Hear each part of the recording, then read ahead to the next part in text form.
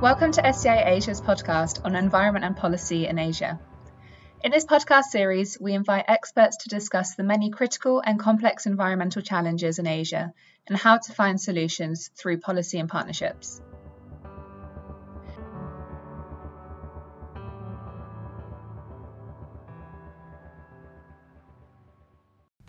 Welcome, Min and Dayun, to this edition of Environment and Policy in Asia podcast series. Today, we want to talk with you about co-production of knowledge. This is in light of your recent paper, Co-Production Revisited, From Knowledge Plurality to Action for Disaster Risk Reduction. In this episode, we don't want to look into the paper as such, but we wanted to explore your own reflections from working in this field, looking at co-production. And when you say revisited, obviously there's a critique involved. Look at what your critiques are and figure out how better co-production can be done in terms of disaster risk reduction. How does it sound? I'm excited. Excellent, thanks. First, let's start with your own interest and motivation. Could you tell us, as co-authors of this paper, what makes you interested in knowledge co-production? Over to you, Dayun. What about you? So, I guess I will go first. The interest comes from maybe some of the things that a lot of our partners have been sharing when I was involved in the projects with environmental defenders. And that is not just one motivation, but more like inspiration and energy. I personally wanted to find our ways to work in a way that we don't feel shameful. It's interesting. And how about you, Min? Yeah, I think I agree, and I share a lot of that with Dayun. Just the experience of encountering a lot of different lived experiences and perspectives during our work, and all of this kind of boiled down to the question of whose knowledge matters for us. I hope I could speak for both of us on that. The question of whose and which type of knowledge counts really when we talk about science and science to policy. I was thinking about this earlier this morning, and I kind of had a reflection if I could share a story. So I was always growing up in kind of an unscientific quote-unquote family where my mom, Vietnamese, would always have certain beliefs about the things that we should do, food that we should eat, at which time during the day, what to drink when we first wake up, what not to do when you first wake up, for example. And one of the things that I would always fight with her about is when to take a shower. So she had this thing where she would always tell me not to take a shower during the middle of the day, like at noon or the middle of the night. And for me, that's just ridiculous. Like, why can I not shower when I want to, right? And for every single thing that she told us, there'd be a story behind it, there'd be a reasoning. And for the showering thing, it's that that's the hour of the day when, so we believe in spirits, right? And there would be, I don't know how to translate this, like the boss of the spirits would be going around and checking on all of us. So if you're showering at that time, that's not a good thing, and they're gonna, I don't know, go capture you or do something to you. Which is, to me, I was always questioning my mom, why did you work so hard to get me into school and get me educated and then expect me to believe in these kind of unscientific things. But more recently, I became curious about traditional Chinese medicine, which has a big impact on the Vietnamese, medicinal practices as well. And I learned that in traditional Chinese medicine, there are certain organs within our body that may or may not align with the Western body systems. And at specific hours of the day, that's when certain organs would be resting or recalibrating themselves. It's different from Western medicine, but it's also based on years and years and generations of observation, of testing, of understanding our body and how our body works. Sorry, Mom. She wasn't necessarily wrong, but it's just a different ways of knowing our body, different knowledge system. And that kind of brings me back to, in a lot of our work, as Dayun mentioned, we would encounter indigenous peoples and their knowledge, local communities who may have a different experience of things, and through those experiences developed different knowledge systems. And then when we talk about disaster and climate change, which of those knowledge count and which does not get counted? And what are the implications of that? And I think that was why I'm very interested in the politics of knowledge and in co-production in this space. That's a long story. It actually tells us a lot about where your motivation comes from. This is important that you're reflecting on not just your work, but also your experience growing up, because those are the things that I guess condition us and help us look at the world. Dayun, what about you? Did you have any particular experiences or stories that you think was kind of an aha moment where you said, okay, I really need to figure this part of knowledge and knowledge co-production? If you ask me about one story or one experience, I cannot really pinpoint just one.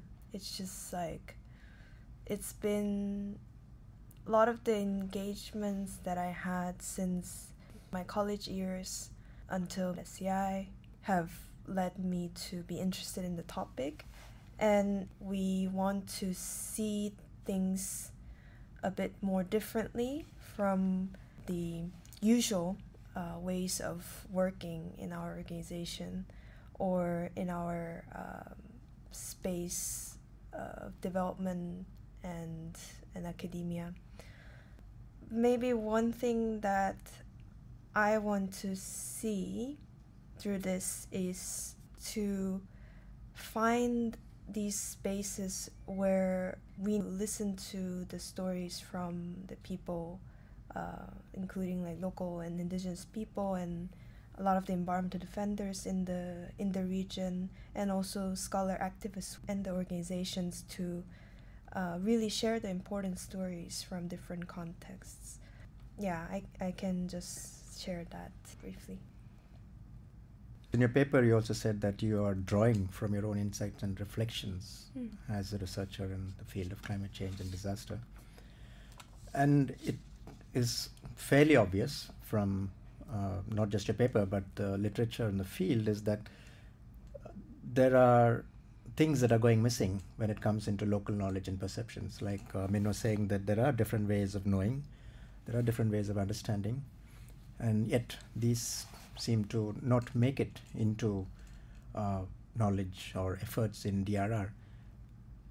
Tell us, what are these gaps and why do they matter? So I think the acknowledgement on the needs and perspective of the local knowledge is pretty prevalent in a lot of the policy discussions and international frameworks. So a lot of DRR frameworks or the climate change governance in general, they would talk about the needs and engagement with the local knowledge. So there's a wide acknowledgement there, but there are, existing structures in place in terms of, yes, academia collecting certain types of knowledge and validating these knowledge as more scientific. And we talked about this in our paper, Research Excellency. It's something that marginalizes a lot of spaces for local knowledge to actually be counted and be considered important and relevant. What do you mean? What do you think? Yeah, I totally agree. I think, especially in the realm of disaster and climate policies, increasingly we see that participation and inclusion are being emphasized, written into policy documents, commitments of governments at different level. And I mean, that's great progress, and we're not discounting that progress being made through the efforts of many different actors and stakeholders, recognizing that climate change and disaster risk reduction are complex issues that doesn't just involve policymakers, doesn't just involve the one monitoring hazards or the scientist or the modeler sitting somewhere in an academic institute, but it's the effort of a lot of different people, and that's increasingly being recognized. One thing I would want to add to that is the question of the timing of participation and inclusion. I think in a lot of cases, in a lot of contexts that we're working on, we see it happening at the implementation level. So there's a policy or there's a project designed, and you invite people to implement the policy or to implement the project. What we want to emphasize through the paper is that it's important that these different voices, these different ways of knowing and understanding should be taken into account before the policy is designed, before the project is designed, and that's allowing, most importantly, communities, people, groups of people that are often marginalized, that are often left behind, to be able to have not just a say, but also power and influence over what is the agenda. Excellent. This quite nicely leads us to co-production, because we seem to be in a scenario where, as you say, there is acceptance that local knowledge matters, that it should be integrated, that they're making attempts to do it. Sometimes it's flawed, sometimes it's at the implementation level. And of course, we recognize the progress that's made as. But then we come to this tricky part called co-production. And before we look into what co-production's flaws are, can you just tell us from your own views, when you say co-production of knowledge, what is it? Explain to us what, in your view, would be co-production of knowledge. So actually in our paper we did talk about how it's not just co-production of knowledge, that we are looking into the co-production as a broader sense of approach and perspective can be applied from the knowledge into the action. And of course, like, there has been efforts by different scholars talking about how co-production can go beyond just knowledge space, but really to finding its meaningful benefits for the communities, where it's not just creation of knowledge, but the knowledge has to change and lead to the action that can be beneficial for the community, for the local people. Excellent. And you, Min, do you have anything to add or clarify? Just want to repeat Dayun and emphasize that we see co-production as a process of generating actionable knowledge that is done or led by the people that it is meant to help, and it is meant to be taken upon by, whether it's certain groups of people on the ground, whether it's the governments, whether it's civil society actors elsewhere, whoever the research or the initiatives target, they should be part of the process of generating knowledge, and it's not just the researchers or the academics.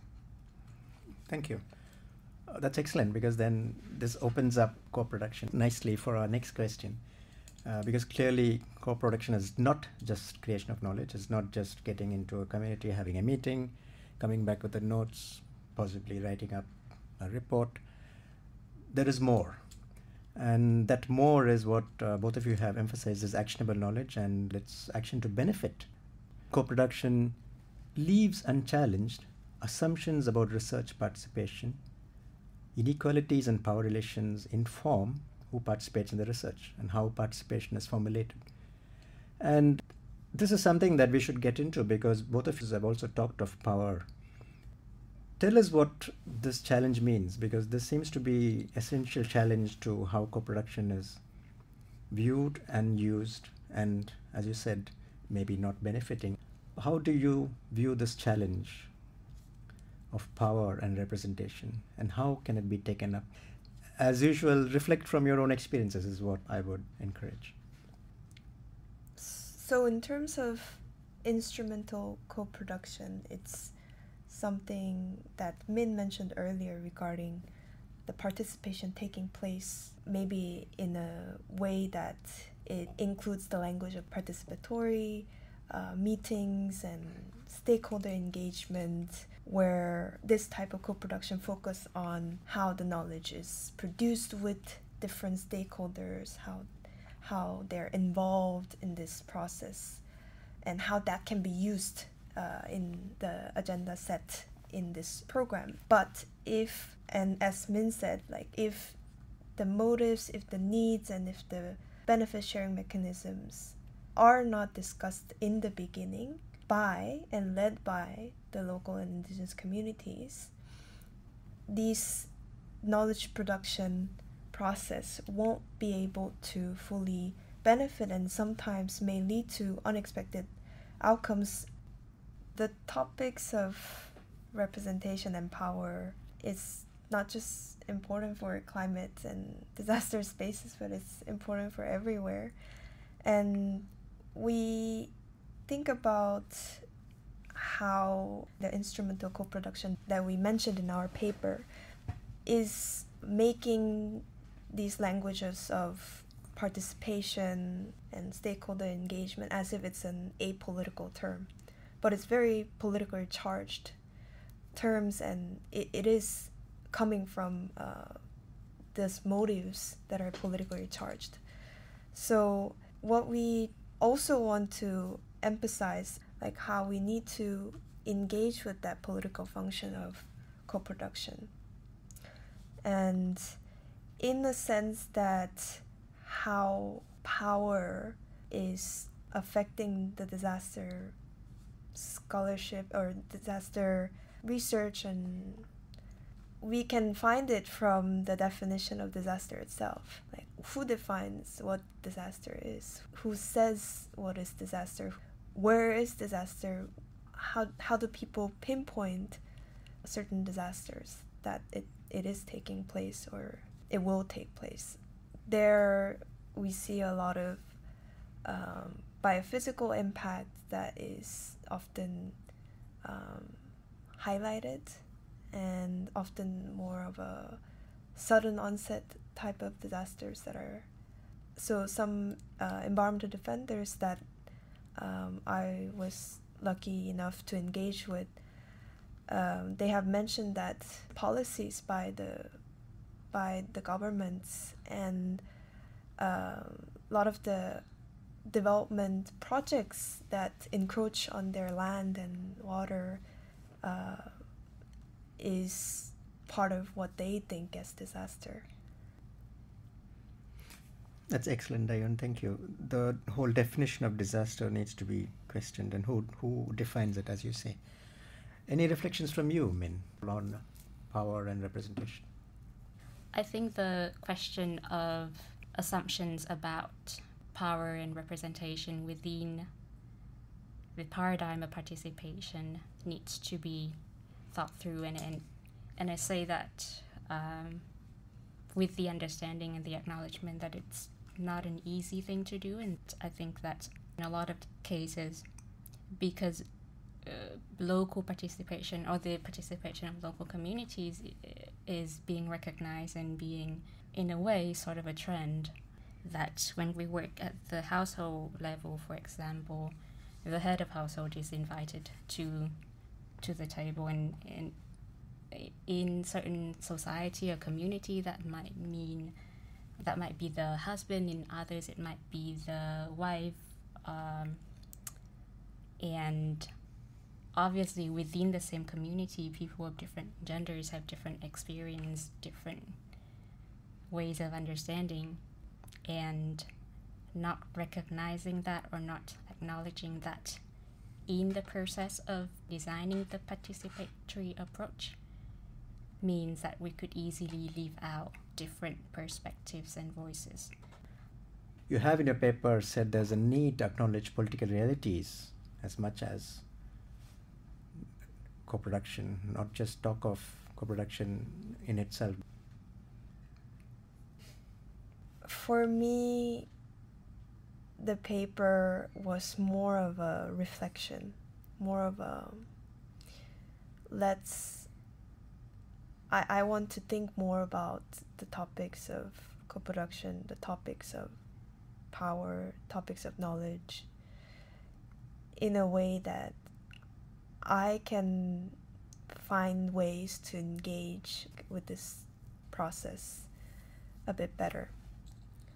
What are the different bodies of knowledge that is considered important, and who are saying that, and why don't we find ways where more grounded knowledge and perspectives are also presented as important and crucial for disaster scholarship and beyond. And secondly, it was to really surface some of the barriers where these type of knowledges are more marginalized over the others. What's considered scientific knowledge is very much dependent upon the measurements, where a lot of the voices and the experiences of the people on the ground is lost through that numbers. And again,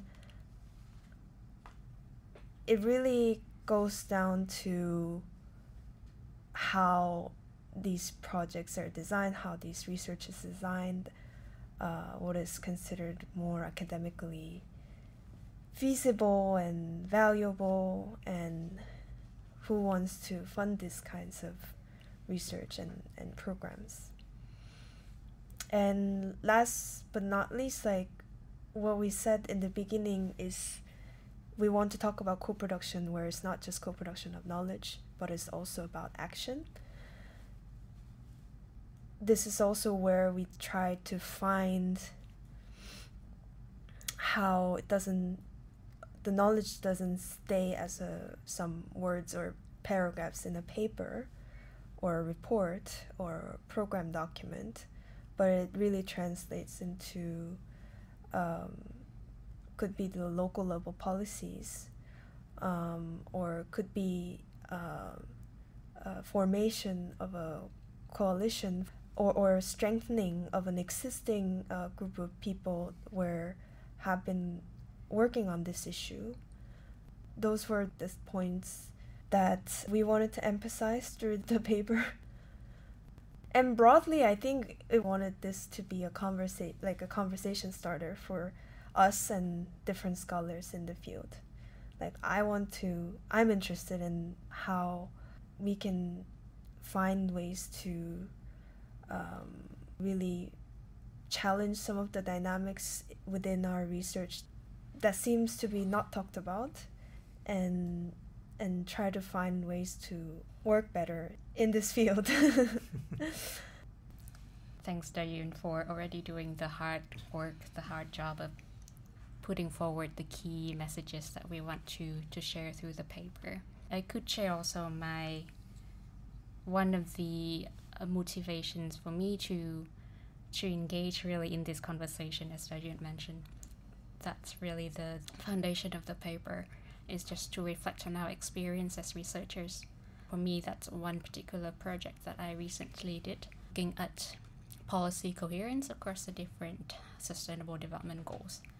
It was a project that we're tasked with looking at policy coherence and interactions across these different sectors in the context of climate change and disasters in the Mekong Delta in Vietnam. And obviously we went into the project with the definition of sustainable development according to the UN, to the SDGs, to Agenda 2030. But what we encountered was a completely different definition of sustainable development, and not just one. But for example, for some of the people that we interacted with, sustainable development meant having a job that lasts, or an income that lasts. that's all that matters before anything else, before we talk about the environment, before we talk about other responsibilities.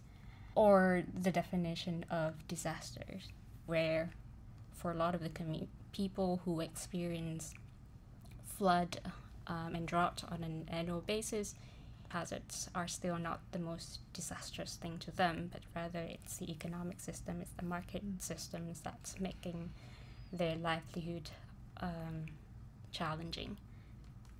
And so that really reminded me or led me to question then if we had designed the project around these definitions of sustainable development of disasters, it would have perhaps been a completely different project. The outcomes, the findings would have been totally different.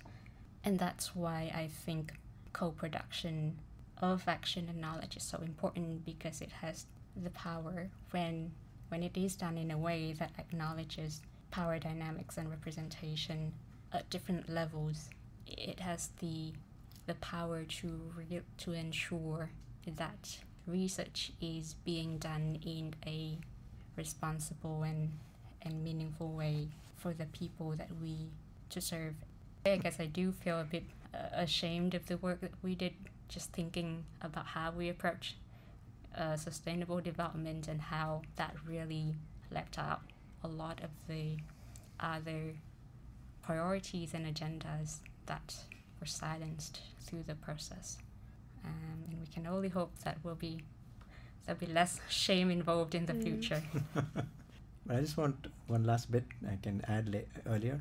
You know Taiwan, right? Local research, local knowledge production. What are your thoughts on that? We didn't mention this before, but we do have to acknowledge that co-production is not something new. It's not something fancy that only researchers can do, and it has been practiced in many contexts. And that's why thinking beyond co-production of knowledge is important, because in practice in many communities on the ground it has been done for generations, and I think Taiwan is one of the examples. And that's where again whose knowledge matters, whose knowledge counts, right? Because if that kind of science or knowledge production is now being framed as, participation or co-production, quote unquote, as something new, as the new agenda, as something novel, then we are clearly failing to acknowledge that there are many knowledge systems out there that have been practicing it in different ways, and we're just not aware or not recognizing or not counting those systems. Excellent. Within our paper, we did talk about how we hope that more deeper and reflexive type of co-production can question and challenge the existing assumptions that marginalize one knowledge over other, and what can be try to surface that barriers in the knowledge production processes. And here I think in terms of the research, we can see where different finances, different standards and power relations and terminologies used within disaster studies or disaster programs can be challenged and can be reshaped. That goes back to defenders who really tries to surface what they are experiencing, not just by the climate change, environmental degradation, but also different types of marginalization and oppression by the society and by the governments and by the private sector that encroach on their land. We think there are so much potential for these types of engagement be part of the resistance. I want to come back to an important aspect of co-production is the recognition that who we are in the world influences how we experience it and how we see it.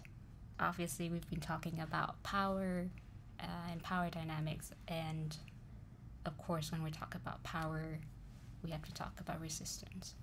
And a lot of the experience of the indigenous movement of environmental defenders, as well as a lot of different groups of people that are actively challenging the system, resisting the oppression that they are experiencing, which is an important function of how disaster risk and vulnerability are produced. But being in the position of resistance also influences how they experience or how they see the world, and that means there is knowledge, there's wisdom coming out of those lived experience as well, and that makes it also a distinct kind of knowledge that's important to take into consideration if we really see climate change and disaster issues as complex political, developmental, socioeconomic issues. I think it was really good that you pointed out where there's power, there's a resistance. And something that goes back to earlier discussion of the hierarchies between different knowledges. So we talked about the existing structures in place that really marginalizes one thought over the other. And it's the same structure that creates the power and marginalization of people over the one group of people over the other. It's actually very the same core structure is the same. So in a way that if we are talking about co-production, it always needs to go beyond just knowledge. It always needs to go into like actions and how people are engaging with their daily lives and political systems in their given settings. It always needs to touch that. Brilliant. I think we can wrap up there in this podcast. We've covered a lot of ground. If you want, recap or say something that you missed, or if you think you should have said something better, go ahead. I kind of wanted this to be a bit more of a jolly conversation, but It's really not it got jolly. too dark. Why am I doing this?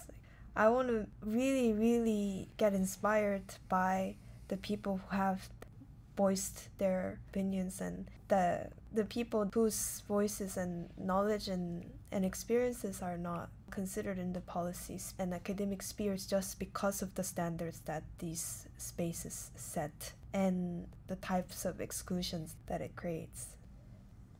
So what kinds of like engagement or what kinds of processes that takes place in the future work that I do is just really supporting the people who are on the ground that has that knowledge, has that experience, has that cause that they want to share.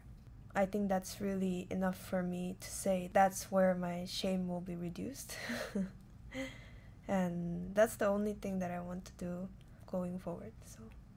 So we've talked a lot about politicizing or repoliticizing co-production and participation, but I have to acknowledge that it's not an easy thing to do. It's very difficult. It's not just difficult because of the academic structure or the funding structures or some of those systematic issues that we've been talking about that's making it hard within the context of research work that we're doing. But it's also challenging, particularly if we take into account our positionality and who we are as researchers with the background that we have, with certain privilege that we have as well. What does it mean to respect the local knowledge or the local agency of a local partner that we work with, for instance, when maybe they don't necessarily agree with our way of seeing these hierarchies or systems of knowledge. Maybe they do not necessarily agree or see or recognize the value of lived experience being a legitimate source of knowledge or data or wisdom. Then how do we respect, or how do we work or collaborate meaningfully in that case, right? Do we insist on our ways of understanding? Do we take a step back?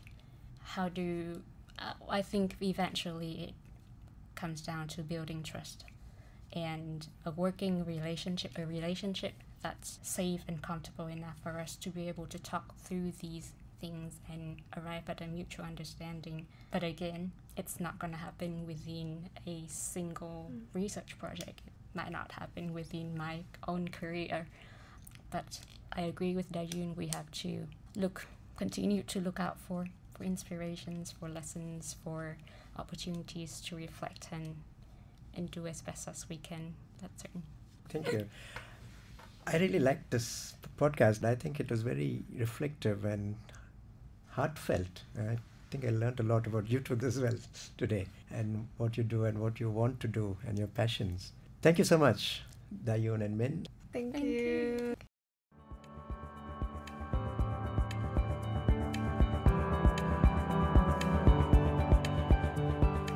Thank you for listening to SEI Asia's podcast on environment and policy in Asia. For more information on these topics, guests, and our work, please visit our website on www.sei.org.